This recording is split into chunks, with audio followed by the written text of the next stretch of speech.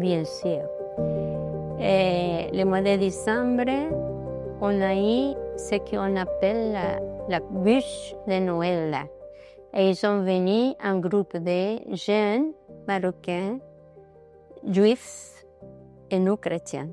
Et nous avons vécu ensemble la Noël.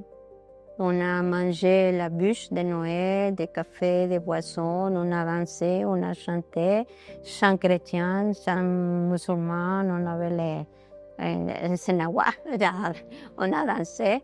Et voilà, c'est vraiment merveilleux. Après, on était invités encore dans un autre endroit où il y a eu des représentants de toutes les Maroc, des ambassades, des gens importants, pour vivre un iftour marocain en grande escale.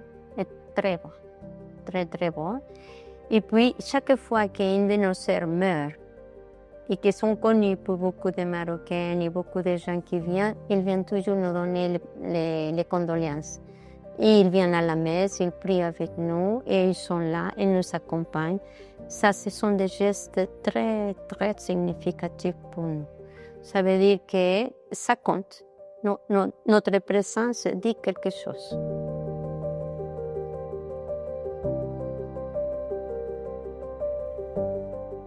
Oui, surtout, tu sais, quand ils sont des recherches et des études, je crois qu'ils lisent les religions catholiques, on les envoie pour questionner sur notre religion. Et parfois, il vient beaucoup de filles, fillettes, 14, 15, 16, 17 ans, pour demander sur les questions sur notre religion, sur notre manière de vivre, et après ils nous disent quelle est votre impression vis-à-vis de nous. Mais nous accueillons toujours toutes les personnes qui viennent chez nous, on les accueille. Soit pour parler n'importe quel sujet, ils viennent pour nous connaître, et parfois ils disent qu'est-ce que vous faites là. Oui, et puis toutes les filles qui sont là au centre, nous avons. Ce n'est pas que tout le monde parle avec, mais il y a 2 ou 3 sœurs qui sont là-bas, responsables. On est responsable ici. Puis nos employés aussi, ça veut dire on a un dialogue avec la jeunesse, oui. Tant qu'on peut, oui. Beaucoup de curiosité, hein? Parce qu'ils disent pourquoi il a le voile et pourquoi et pourquoi il est habillé comme ça, et pourquoi là, et pourquoi l'autre il est un foulard, et pourquoi l'autre il a les costumes africains, et pourquoi. Bon, on essaie d'expliquer, voilà, c'est ça.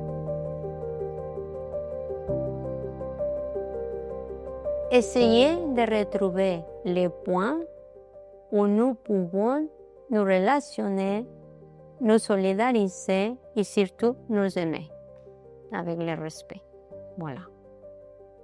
Parce que je crois que si nous ne nous respectons pas, on ne peut pas, même pas dialoguer, même pas s'aimer et même pas se solidariser.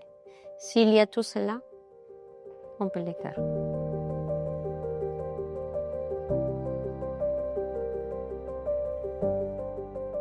Je crois qu'on peut, mais il faut faire un pas pour le pardon et pour la miséricorde. Si on ne se pardonne pas, on n'aura rien. Mais je crois que si chacun de nous fait l'effort de vivre en paix avec son voisin, il se doit contaminer, il doit y avoir un écho, et surtout prier. Prier beaucoup pour que le Seigneur nous donne la paix. Et que ces grandes têtes, parce que qu'est-ce que c'est en soi la guerre? C'est le pouvoir. C'est le pouvoir, c'est avoir. C'est je veux tout ce terrain, je veux tout cela, voilà, c'est un pouvoir. Mais il faut reconnaître que la terre ne nous appartient pas.